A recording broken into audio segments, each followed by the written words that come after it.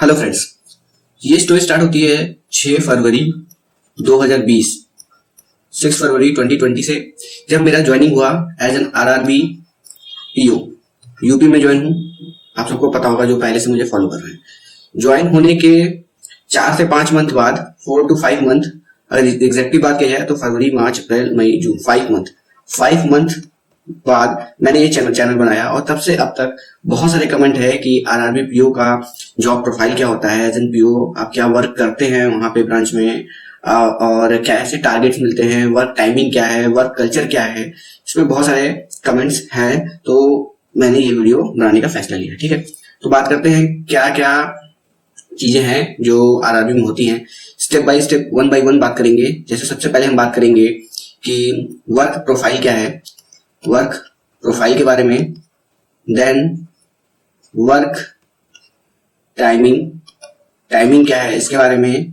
उसके बाद बात करेंगे वर्क कल्चर के बारे में, वर्क कल्चर कैसा है वहां पे। उसके बाद हम टारगेट्स के बारे में, टारगेट्स क्या है, किस तरीके का टारगेट होता है, मिलता है आपको, क्या करना होता है।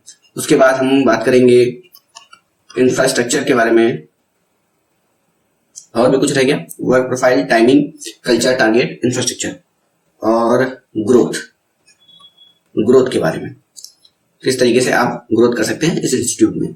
इन सारी चीजों के बारे में बात करूंगा, अपना एक्सपीरियंस शेयर करूंगा। 6 फरवरी को ज्वाइनिंग है और अभी आज 27 फरवरी है, मतलब 1 साल, 1 ईयर मेरे कंप्लीट हो गए हैं एज एन पीओ। तो बहुत कुछ सीख लिया गया है। ठीक है, तो अब होता क्या है, जब आप ज्वाइन करते हैं तो बेसिकली प्रोसेस क्या है, ज्वाइनिंग के बाद आपको 10 to 15 डेज के अंदर, कहीं आरआरबी की बात कर रहा हूँ, 10 to 15 डेज के अंदर आपको ट्रेनिंग के लिए भेजा जाता है। ट्रेनिंग के लिए भेजा जाएगा कि आप ट्रेनिंग करके आइए कि क्या, जैसे आपको फिनेकल पे वर्क करना है, कहीं फिनेकल 10 है, कहीं फिनेकल 8 है, 7 है, सब जगह अपना अपना है। तो फिनेकल पे वर्क करना है तो फिनेकल के बारे में थोड़ी बहुत बेसिक जानकारी आपको होनी चाहिए ताकि ज्यादा दिक्कत ना हो। बैंकिंग बैकग्राउंड से, मतलब कॉमर्स बैकग्राउंड से हैं, कुछ लोग मैथ्स बैकग्राउंड से हैं, कुछ लोग बायो से पढ़ के आए हैं, अलग अलग डिफरेंट बैकग्राउंड से ग्रेजुएशन करके आए हैं, तो उतना कुछ बैंकिंग के बारे में पता नहीं होता है, सिर्फ किताबी नॉलेज है। तो ट्रेनिंग बहुत जरूरी है। तो ट्रेनिंग रूल के हिसाब से तो होता ही है कि ट्रेनिंग होना चाहिए। और अगर आप आईबीपीएस के थ्रू ज्वाइन करेंगे, आईबीपीएस पीओ, आरआरबी पीओ नहीं, आईबीपीएस पीओ ज्वाइन करेंगे तो पहले ट्रेनिंग दी जाती है, उसके बाद आपकी ज्वाइनिंग होती है। ठीक है, लेकिन आरआरबी पीओ ज्वाइन करेंगे तो पहले आपकी ज्वाइनिंग हो जाएगी, 10 से 15 दिन के बाद, कभी कभी 1 महीने बाद भी आपकी ट्रेनिंग होगी। मेनली जो ट्रेनिंग आपकी होनी है वो आपकी ब्रांच में ही हो जाएगी, ट्रेनिंग नहीं होगा। मेरी बात करूँ तो मेरी अभी तक ट्रेनिंग नहीं हुई है, 1 साल हो गया। बेसिक कारण क्या है, मेरा ट्रेनिंग नहीं हुआ क्योंकि फरवरी में ज्वाइन थी, मार्च में शेड्यूल था ट्रेनिंग, बट उसके बाद आपका लॉकडाउन हो गया, उसके बाद से तो लॉकडाउन ही चलता रह गया और अभी तक ट्रेनिंग का कुछ आता पता नहीं है। तो हमारी कोई ट्रेनिंग नहीं हुई, हमने सब चीज ब्रांच में ही सीखी है। ठीक है, तो प्रोसेस ये होना चाहिए, लेकिन ये हुआ नहीं। उसके बाद से क्या, वर्क प्रोफाइल पीओ क्या होता है, इससे पहले हम जानते हैं कि बैंक में वर्क क्या क्या है, बैंक में वर्क होते क्या क्या है, क्या क्या काम है बैंक में। ठीक है, तो सबसे पहला बैंक में काम है अकाउंट ओपन करना, अकाउंट ओपनिंग हो गया। सेकंड, अकाउंट ओपन हो गया तो उसमें रिसीव करना पैसा, रिसिप्ट और पेमेंट। अकाउंट खोलिए कस्टमर का, रिसिप्ट पेमेंट, उससे पैसा जमा होगा, वहां पे पैसे का भुगतान होगा। ये 3 बेसिक काम हैं जो बैंक में होने ही होने हैं। उसके बाद से कुछ लोग आपके पास आएंगे पैसा फिक्स करने, कुछ लोग आएंगे आपके पास एटीएम लेने, चेकबुक लेने, एटीएम, चेकबुक, और उसके बाद से कुछ लोग आपके पास आएंगे आधार अपडेट करवाने, कुछ आएंगे पैन कार्ड अपडेट कराने, कुछ आएंगे मोबाइल नंबर अपडेट कराने, कुछ ये सारी बेसिक सुविधाएं हैं जो आपको देनी है। कस्टमर आएंगे आपके पास तो आधार अपडेट करवाना है, पैन कार्ड अपडेट करवाना है, मोबाइल नंबर अपडेट करवाना है, एटीएम चाहिए, चेकबुक चाहिए, पैसा फिक्स करने आ रहे हैं, पैसा निकालने आ रहे हैं, जमा करने आ रहे हैं, अकाउंट ओपन करवाने आ रहे हैं, केवाईसी करवाने आ रहे हैं। अकाउंट डोरमेंट हो गया है, इनएक्टिव हो गया है, बहुत दिन से लेन देन नहीं किए हैं, बंद हो गया है, तो केवाईसी करवाने आपके पास आ रहे हैं। और उसके बाद से क्या होता है, अकाउंट क्लोज करवाने आ रहे हैं। तो मैं यहाँ लिखता हूँ अकाउंट ओपनिंग और क्लोज करवाने आ रहे हैं। ठीक, इसके बाद से क्या होता है, अदर बैंक के ट्रांजेक्शन होते हैं, जैसे कि आपसे आरटीजीएस नेफ्ट करवाना है, उनको पैसा ट्रांसफर करना है। तो ये सारी चीजें हैं जो बेसिक जनरल बैंकिंग में आता है। जनरल बैंकिंग, ये सारे काम है जनरल बैंकिंग में ये सारे काम होते हैं आपके। उसके बाद से दूसरा, इसके अलावा काम क्या होता है, लोन डिपार्टमेंट का, लोनिंग वाले में क्या होगा आपका, क्रेडिट देना, मतलब आप लोन दे रहे हैं या फिर आप लोन दे चुके हैं उसको रिकवर करना, रिकवरी, क्रेडिट देना, रिकवरी करना, और उसके बाद से कैंप लगाना, क्रेडिट के कैंप्स, क्रेडिट देने के लिए कैंप लगाना, फिर समाज में जागरूकता फैलाना, फैलाना समाज में, मतलब सोशल वेलफेयर के लिए, सोशल वेलफेयर स्कीम्स जो है उनको पहुंचाने के लिए, उनके लिए जागरूक करने के लिए सोशल वेलफेयर के लिए काम करना। सोशल वेलफेयर के लिए इसके लिए आपको क्या कहते हैं, मेला टाइप का लगाना पड़ता है गांव में। तो ये सारे लोनिंग वाले काम हो गए, ये हो गए आपके जनरल बैंकिंग वाले काम। इसके अलावा भी गवर्नमेंट बिजनेस है, जीबीएम गवर्नमेंट बिजनेस। इसमें क्या है, आपको एपीवाई अटल पेंशन योजना, ठीक है, जेजेवाई जीवन ज्योति बीमा योजना, सुरक्षा बीमा योजना, ये सारी योजनाएं हैं, गवर्नमेंट की बिजनेस है ये सब, इसको आपको करवाना है। तो ये सारे काम हैं, ये थर्ड पार्टी काम हो गए, ठीक है। तो वर्क के अंदर में आपके पास ये तीन काम है, तीन तरीके के काम है, एक तो जनरल बैंकिंग का काम, एक लोन सेक्शन का काम, और एक government business module, GBM government business module, ये सब थर्ड पार्टी प्रोग्राम, ठीक है। तो ये तीन चीज हो गए आपके पास वर्क में। तो आपको कौन सा वर्क मिलेगा, क्या स्पेसिफिक वर्क है आपके लिए एज एन आरआरबी पीओ, ये बात करेंगे हम, ठीक है। तो अब देखिए, जो पीओ होता है वो होता है ऑलराउंडर, उसको सब चीज करना होता है। अगर आप क्लर्क ज्वाइन हुए हैं तो क्लर्क का क्या सीन है कि अगर वो कैश में बैठा है तो वो सिर्फ पेमेंट और रिसीव करेगा, और अगर वो कैश में नहीं बैठा है, बाहर बैठा है, कैश काउंटर में नहीं है, बाहर है, तो वो ये सारी चीजें करेगा, अकाउंट ओपनिंग से लेके ये सारी चीजों को एंट्री वाला काम करेगा, सिर्फ एंट्री करेगा। कस्टमर आया तो उसको मिला, उसने एंट्री कर दिया, सही गलत कुछ भी उसको एंट्री करना है, सही करता है मतलब वो कुछ भी एंट्री करेगा, उसको वेरिफिकेशन साइन करने की अथॉरिटी नहीं है, ठीक है। इस डिपार्टमेंट में उसका कोई भी काम नहीं है, ठीक है। इस डिपार्टमेंट में भी उसको केवल एंट्री का काम है, टारगेट उसको नहीं मिलते हैं, ठीक। ये क्लर्क के लिए। पीओ के लिए क्या होगा, पीओ अगर आप ज्वाइन किए तो आपको सारे काम करने हैं, इधर के भी सारे काम करने हैं, इधर के भी सारे काम करने हैं, ये भी काम करना है, ये सब काम आपके हैं। इसमें आप ये मना नहीं कर सकते ये मेरा काम नहीं है, ये मेरा काम नहीं है करके, आपको ये सारे काम करने होते हैं, ठीक है। तो आप ज्वाइन किए, तो अगर आप जनरल बैंकिंग ऑफिसर हो गए, जीबीओ कहते हैं, जीबीओ जनरल बैंकिंग ऑफिसर हो गए, तो आपको ये सारे डिपार्टमेंट के इधर के सारे काम आपको देखने पड़ेंगे। और अगर आप फील्ड ऑफिसर हो गए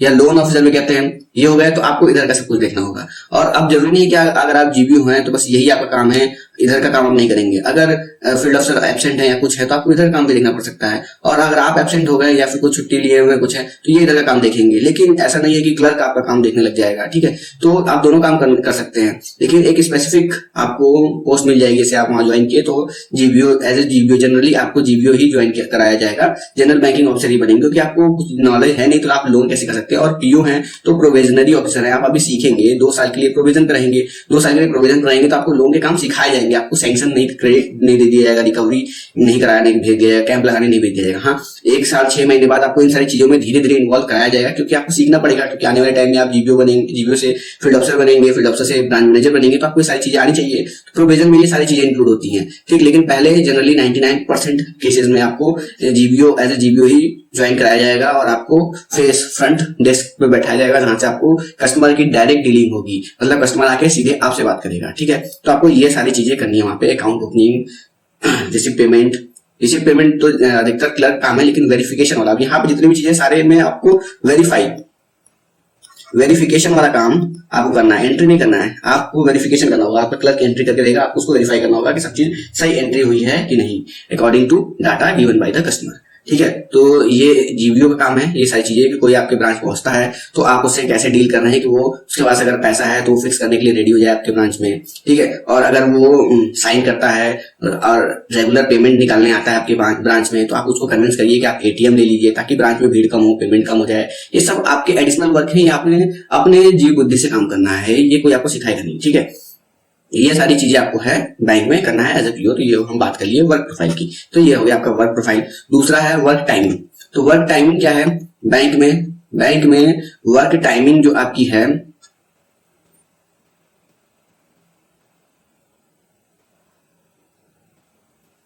वो पेपर पे ऑन पेपर तो 10 to 5 है, सुबह 10 बजे से शाम को 5 बजे तक, ये आपका वर्क टाइमिंग है। लेकिन होता क्या है, 10 बजे अगर आप अदर स्टेट से अप्लाई किए हैं और अपने ब्रांच के पास रूम लेके रह रहे हैं तो आपके लिए ठीक है। आप 9:30, 9:40, 9:50 तक अपने रूम से निकलेंगे, 10 मिनट की दूरी पे होगा आपका रूम, और आप 10 बजे पहुंच जाएंगे। तो हम लेके चलते हैं कि हाँ 10 बजे से आपका वर्क टाइमिंग स्टार्ट हो गया, ठीक।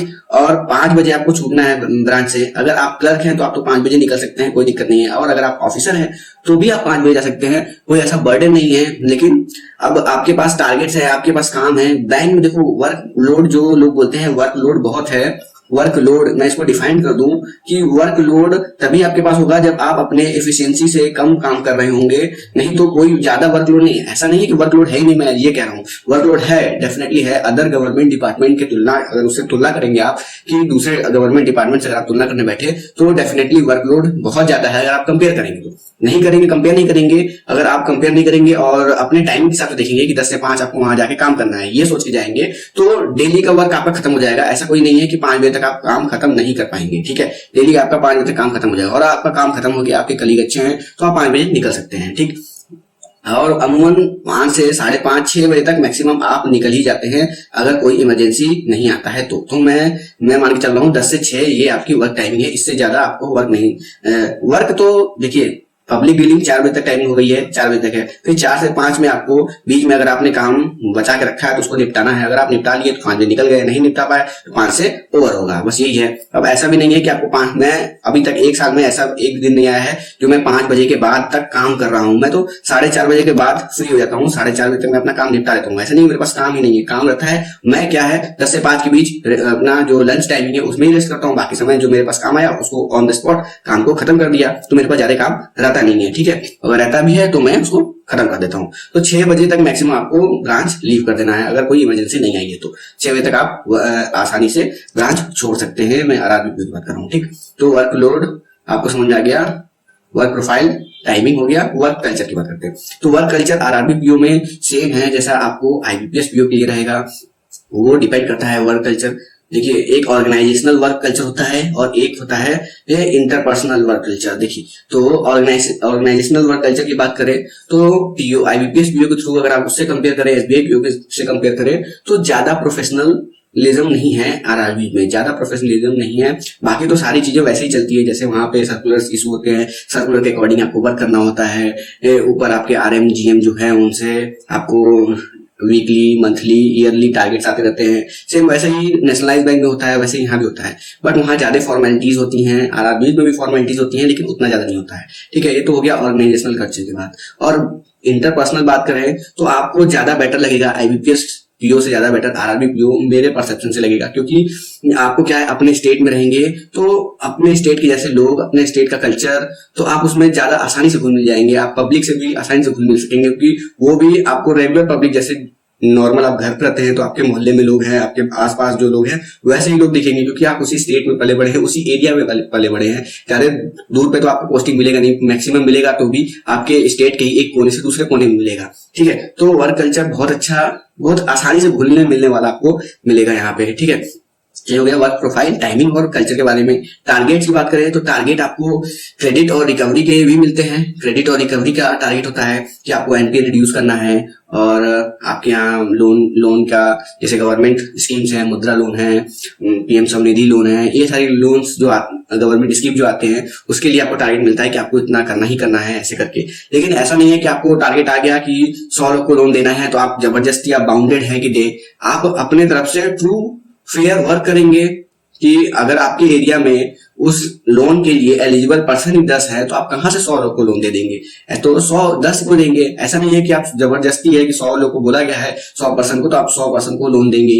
या फिर एनपीए रिकवरी के लिए आपको बोला गया है कि 1 करोड़ एनपीए रिड्यूस होना चाहिए और आपसे 20 लाख हुआ तो आपको जॉब से निकाल दिया जाएगा। निकाला नहीं जाएगा, आपके प्रेशर तो रहेगा ही हाँ कि 1 करोड़ एनपीए रिड्यूस करना है, 1 करोड़ से एनपीए रिड्यूस करना है। इसके लिए आप कितने एंथुसियास्टिक हैं, आप किस तरीके से अप्रोच लगाते हैं, यही सब चीजें तो आपके लीडरशिप क्वालिटी को वहां पे शो करेगा कि आप अपना लीडरशिप क्वालिटी और अपना क्या अप्रोच, नया तरीका लगा रहे हैं या फिर जो बैंक के द्वारा प्रोवाइडेड संसाधन है एनपीए रिकवरी के, उसको किस तरीके से, उन टूल्स को किस तरीके से यूज करें, ये सारी चीजें आप पे डिपेंड करेगी। हाँ डेफिनेटली आपके जो सीनियर्स होंगे वो आपको जरूर गाइड करेंगे, जो आर में बैठे हैं, जो आपके कलीग होंगे, आप उनसे एक्सपीरियंस जो होंगे जो आपसे, आप उनसे सीख सकते हैं, पूछ के सीख सकते हैं। तो प्रेशर तो रहता है लेकिन इतना भी नहीं प्रेशर है कि आपको निकाल दिया जाएगा या फिर ऐसा कुछ ट्रांसफर कर दिया जाएगा। ठीक, एक तो ये आपको टारगेट है। दूसरा टारगेट है जीबीएम वाला, एपीवाई, मतलब ये सब पेंशन योजना है, आपको पेंशन करवाना है। इसका आपको मंथली, वीकली, डेली टारगेट तक आपको मिलता है, आपको उसको अचीव करना होता है।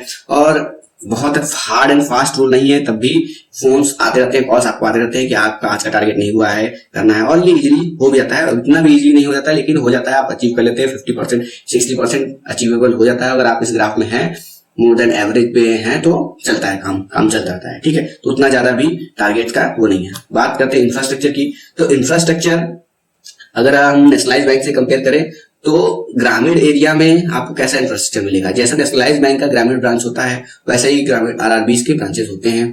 और सॉफ्टवेयर और उसकी बात करें तो अभी अपडेटेड नहीं है आरआरबीज में, सॉफ्टवेयर स्लो है, नेटवर्क भी उतना ज्यादा अच्छा नहीं है। तब भी ऐसा नहीं है कि आप काम नहीं कर सकते। बहुत बैकवर्ड एरिया में आपका अगर ब्रांच है तो ऐसा वहां पे दिक्कतें हैं कि आपको बेसिक सुविधाएं नहीं मिलेंगी। लेकिन अगर आप सही जगह पे हैं, बहुत ज्यादा पिछड़े जगह पे नहीं है, तो बेसिक सुविधाएं सारी है, आपको कोई दिक्कत नहीं आएगी। अगर आप गर्ल्स हैं तो आपको ऐसी जगह पे भी नहीं भेजा जाएगा जहाँ पे कोई सुविधा नहीं है। अगर आप बॉय हैं तो आपको भेजा जा सकता है। ठीक है, तो बेसिक स्ट्रक्चर तो रहता ही है सब जगह। बिल्डिंग है, चेयर है, टेबल है, कंप्यूटर मिलेगा आपको। कहीं रजिस्टर पे तो काम हो नहीं रहा है, इतना पिछड़ा तो रहा नहीं कोई ब्रांच। तो बेसिक सुविधाएं रहती हैं, कुछ तामझाम ज्यादा नहीं होता है जैसा आपको नेशनलाइज में मिलेगा। और इतना खराब भी नहीं है, कूलर गर्मी में मिल ही जाता है, तो क्या दिक्कत है। ठीक है, ग्रोथ की बात करें तो ग्रोथ के मामले में आरआरबीज लैग करता है, 100% लैग करता है। प्रमोशन स्लो है और ज्यादा स्केल तक प्रमोशन में नहीं है। 7 स्केल के बाद, जनरल मैनेजर के बाद आपके पास कोई स्कोप नहीं है। ठीक है, लेकिन आईबीपीएस में आईबीपीएस या नेशनलाइज बैंक ले ले या एसबीआई पीओ ले ले तो उसमें ग्रोथ आपका है। लेकिन देखिए स्लो है, प्रोसेस स्लो है, लेकिन बहुत ज्यादा स्लो आप नहीं बोलेंगे कि हाँ वहाँ 10 साल में होता है तो यहाँ 20 साल में प्रमोशन होता है, ऐसा नहीं है। यहाँ अगर आईबीपीएस पीओ में 5 से 6 साल में प्रमोशन हो जाता है तो यहाँ पे 7 से 8 साल में प्रमोशन होता है। इस तरीके से 1-2 साल का डिले है यहाँ पे, और ज्यादा दूर तक आप, बहुत ज्यादा स्केल तक आप प्रमोट नहीं हो सकते हैं। तो ये सारी बातें रही। और ग्रोथ के लिए और भी बहुत सारी चीजें हैं जो आपको जानी चाहिए। जैसे कि पीओ से मैं ग्रोथ की बात करूं और आप पीओ ज्वाइन किए हैं, ठीक है, स्केल 1 तो आपके पास 2 पोस्ट हो सकती हैं, क्या, जीबीओ और फील्ड अफसर, इन दोनों में से कोई होगा। स्केल 2 अगर आप हैं तो आप ब्रांच मैनेजर बन सकते हैं। ठीक है, तो इसमें ये नहीं कि स्केल 2 हो गए तो ब्रांच मैनेजर हो गए। आप स्केल 2 है तो आपके पास ये तीनों में से कुछ भी बन सकते हैं। अब आपके ऊपर है कि आप ब्रांच मैनेजर बनना चाहते हैं कि नहीं बनना चाहते हैं। ठीक है, स्केल 2, अब स्केल 1 से स्केल 2 का प्रमोशन जो है सारे आरआरबी में अपना अलग अलग है। हमारे यहाँ जैसे 6 ईयर है, ठीक है, 6 साल में, 2 साल बाद, 2 से 6 साल में कभी भी आपको बनाया जा सकता है। ऐसा कुछ नहीं है कि 6 साल में ही बनाया जाएगा। लेकिन अगर 6 साल हो गया है तो आपका प्रमोशन स्केल 2 में होना है, ये फिक्स है। ठीक है, करने को वो आप, क्योंकि 2 साल क्यों है, क्योंकि 2 साल आप पीओ है, प्रोविजनरी है, 2 साल तो आपको प्रोविजन में रहना है, तो 2 साल से पहले नहीं बनाया जाएगा। लेकिन 2 साल के बाद 3 साल में भी आपको बनाया सकता है, 4 साल में बनाया सकता है, 5 साल में बनाया सकता है, और 6 साल होने पे तो आपका प्रमोशन होना ही होना है, स्केल 2 होना ही होना है। ठीक है, और भी सर्टिफिकेशन है जैसे कि JAIB, CAIIB, EIB, CIB, ये अगर आप कर लेते हैं, JIB कर लेंगे तो 1 साल घट जाता है, 6 की जगह आपको 5 साल में प्रमोशन मिलेगा। और CIB कर लेते हैं तो 1 साल और घट जाता है, 4 साल में। मतलब 4 ईयर में आपको बनाना है। 2 साल तो मिनिमम लगना ही है। तीसरे साल अगर आपको बना दिया गया तो ठीक है, तो चौथे साल में आपको बनाना पड़ेगा उनको स्केल 2। तो ऐसा भी नहीं है कि प्रमोशन ग्रोथ बहुत स्लो है, ग्रोथ कम है। स्केल 7 से ऊपर नहीं जा पाएंगे आप, ये है यहाँ पे, स्केल 7 के ऊपर आप नहीं जा पाएंगे। और बाकी नेशनलाइज बैंक में आप चेयरमैन तक जा सकते हैं, चेयरमैन यहाँ भी है, आप वहां पे MD/CO तक जा सकते हैं। ठीक है, बस इस मामले में यहाँ पे लैग है और 1-2 साल का टाइम डिले है। बाकी तो ग्रोथ वैसे ही है लगभग। ठीक, वर्कलोड के बारे में मैंने बता दिया आपको, सब चीज मैंने आपको यहाँ पे डिफाइन कर दिया। और मैं अपने बारे में बात करूँ कि मेरा एक्सपीरियंस कैसा रहा है, तो देखिए मैं जहाँ पे रहता हूँ, मेरे घर में, अपने होम घर में रहता हूँ। ठीक है, और मेरे घर से 35 किलोमीटर मेरा ब्रांच है, मेरा ब्रांच 35 किलोमीटर पे है। तो मैं सुबह 9 बजे निकलता हूँ। हाईवे है, मोस्टली हाईवे, मेरी ब्रांच जो है हाईवे पे है, बिल्कुल एकदम हाईवे पे है। तो 35 किलोमीटर में से तो 25 किलोमीटर मेरा हाईवे की जर्नी है, बाकी 10 किलोमीटर सिटी में है। तो मैं सुबह 9 बजे निकलता हूँ, 10 बजे ब्रांच पहुंच जाता हूँ। ठीक है, 10 बजे ब्रांच पहुंच जाता हूँ। और ब्रांच से मैं 5 से 6 बजे, कभी 5 बजे निकल सकता हूँ, 5:30, 5:15, 6 बजे तक मैं ब्रांच से निकल जाता हूँ। 7 बजे मैं घर आ जाता हूँ। तो मेरी टाइमिंग क्या हो गई, 9 से 7। मैं सुबह 9 बजे घर से निकला, 7 बजे घर पे आ गया। ये मेरा मतलब महीने में अगर 30 दिन है तो 30 दिन में से 20 दिन मेरा यही टाइमिंग रहता है। ठीक है, 20 दिन यही टाइमिंग रहता है। 4-5 दिन ऐसे होते हैं जब मैं 6 बजे घर आ जाता हूँ, अगर मैं 5 बजे निकल गया तो 6 बजे घर आ ही जाता हूँ, ठीक है। और 4-5 दिन ऐसे होते हैं जब मुझे 8 बज जाता है। 8 कब बजेगा? जब आप 7 बजे ब्रांच से निकलेंगे। 7 बजे ब्रांच से कब निकलेंगे? अब आप सोच रहे होंगे वर्कलोड ज्यादा है, तो नहीं, वर्कलोड की वजह से 7 बजे निकलते हैं, नेटवर्क स्लो होने की वजह से। नेटवर्क स्लो होने की वजह से क्या होता है, आपको ब्रांच को बंद करना होता है 5 बजे से पहले। 4:30 से 5 बजे के बीच में आपको ब्रांच को बंद करना होता है। इससे पहले आप ब्रांच बंद नहीं कर सकते। और जब अगर आप 4:30 बजे ब्रांच बंद करेंगे, बंद करने बैठे और नेटवर्क स्लो हो गया, डिले हो गया, हैंग हो गया, कुछ भी हो गया, तब ये 5 बजे की जगह 5:30, 6, 6:30, 7 बजे, 7 बजे अगर बंद हुआ तो मैं घर 8 बजे आऊंगा। तो यहाँ पे काम थोड़ी था, यहाँ पे हम लोग बैठ के इंतजार कर रहे थे कि ब्रांच बंद हो जाए, नेटवर्क चल जाए, ठीक है। तो ये डिले होता है, ये प्रॉब्लम है वहां पे आरआरबीज में, ठीक। बाकी तो कोई प्रॉब्लम नहीं है। और वर्कलोड की बात करूं मैं, अगर वर्कलोड की, देखो मेरा काम क्या है, मैं क्या करता हूँ, मैं जीबी हूँ, जनरल बैंकिंग ऑफिसर हूँ। तो मेरा काम क्या है कि जितने भी अकाउंट ओपनिंग है, अकाउंट ओपनिंग फिक्स, मैं अभी आपको सब बता चुका हूँ। ATM, chequebook, account opening fix, ATM, chequebook, RTGS, NEFT, और क्या रह गया, पैन, आधार और मोबाइल नंबर, केवाईसी, ठीक। ये सारे जितने भी काम हैं ये मेरे अंडर में है। तो मुझे क्या करना है, मुझे वेरीफाई करना है, वेरीफिकेशन करना है, वेरीफाई करना है, सारी चीजों की वेरिफिकेशन करना है। एंट्री कौन करता है? एंट्री करेगा आपका क्लर्क। आप भी कर सकते हैं, ऐसा नहीं कि आप एंट्री नहीं कर सकते। आप ऑलराउंडर है, पीओ ऑलराउंडर है। अगर आप चेस खेलते हैं तो उससे आप कंपेयर कर सकते हैं कि चेस में वजीर क्या करता है, वजीर सारे काम कर सकता है। राजा तो राजा है, ब्रांच मैनेजर कौन है? राजा है, ठीक है। लेकिन वो उसके पास पावर है, वो मर गया तो खेल खत्म। लेकिन उसके पास वजीर इतनी पावर नहीं है, वजीर है, पीओ ब्रांच का वजीर है, वो सारे काम कर सकता है, कुछ भी कर सकता है। ब्रांच चालू से बंद अकेले एक पीओ ब्रांच को चला सकता है, अकेले एक पीओ ब्रांच को चला सकता है, ठीक है। तो पीओ की इतनी पावर होती है, साइन करने की पावर होती है, सिग्नेचर आपका क्लर्क नहीं कर सकता, आप सिग्नेचर करेंगे, हर डॉक्यूमेंट पे सिग्नेचर होगा आपका, ठीक है। अकाउंट ओपनिंग, जैसे कस्टमर आया अकाउंट ओपनिंग, अकाउंट खुलवाने, तो किसके पास आएगा? वो आपके पास आएगा, ठीक है। आप उसको एनालाइज करेंगे कि ये अकाउंट खोलने लायक है कि नहीं, आपके एरिया के है कि नहीं, फर्जी आदमी तो नहीं है, सारी आईडी इसके सही है कि नहीं, ओरिजिनल, आप वेरीफाई करें। अब ये जाएगा आपके क्लर्क के पास, क्लर्क सारी एंट्रीज करेगा, अकाउंट खोलेगा, फिर वो एंट्री करके फॉर्म सब आपको देगा। आप क्या करेंगे, फॉर्म पे साइन करेंगे, वेरीफाई करेंगे, साइन करेंगे, ठीक। इसी तरीके से फिक्स, आपके पास कस्टमर आया कि मुझे इतना फिक्स करना है, ये है वो है, आपसे बात हुआ, फिर क्या होगा, सारी चीजें एंट्री कौन करेगा? क्लर्क करेगा। फिर आप वो एंट्री करके आपको देगा, आप उसको वेरीफाई करेंगे, बॉन्ड पे साइन करेंगे, साइन करके आप कस्टमर को दे देंगे। इसी तरह एटीएम, आरटीजीएस, पैन, आधार, सब चीज में यही प्रोसेस है। कस्टमर आपके पास आएगा, आप उसको वेरीफाई करेंगे, डॉक्यूमेंट्स की एंट्री क्लर्क करेगा, जो एंट्री करके डॉक्यूमेंट आपके पास आएगा आप उसको वेरीफाई करेंगे और साइन करेंगे। ये आपका काम है। उसके बाद से जो थर्ड पार्टी काम है, जो पेंशन वाला काम है, एपीवाई, ये सब का टारगेट भी आपके ऊपर आने वाला है। ये फील्ड अफसर और ब्रांच मैनेजर नहीं कुछ करेंगे, ये सब टारगेट आपके ऊपर आने वाला है। अब ये किसका कराएंगे? आप कस्टमर कराएंगे। कौन से कस्टमर, कहां से आएंगे? कस्टमर जिसको आप एपीवाई करा देंगे, जीवन ज्योति बीमा करा देंगे या सड़क सुरक्षा बीमा करा देंगे। ये सब किसका कराएंगे? जो आपके पास आएगा अकाउंट खुलवाने, आप उसी से बात करेंगे कि हाँ करवा लो। फिक्स करवाने आएगा, उससे बात करेंगे। एटीएम लेने आएगा, नेफ्ट करवाने आएगा, उन्हीं सबसे बात करेंगे ना। उन सबसे बात करा के आप करके आपको ये करना है। बहुत ज्यादा टारगेट नहीं रहता है, डेली 4-5 एपीवाई का टारगेट है, डेली 4-5, मतलब 4-5 इन सबका टारगेट है। और अगर आप 2-3 भी कर दे रहे हैं तो वेल एंड गुड है, ठीक। तो इस तरीके से प्रोसेस चलता है और मैं अपने ब्रांच में यही सब कर रहा हूँ। और धीरे धीरे अब साल भर हो गया है, तब लोनिंग वाले सारे काम मुझे सीखने हैं, ठीक। आई होप वीडियो अच्छी लगी होगी, जानकारी मिली होगी, आपको थोड़ा एंथुसियाज्म भी मिला होगा कि क्या करना है। इन सब चीजों से क्लैरिटी भी हुई होगी, आपको अपने माइंड में क्लैरिटी भी आई होगी। अगर वीडियो इन्फॉर्मेटिव लगी तो लाइक करिएगा। मिलते हैं नेक्स्ट वीडियो में।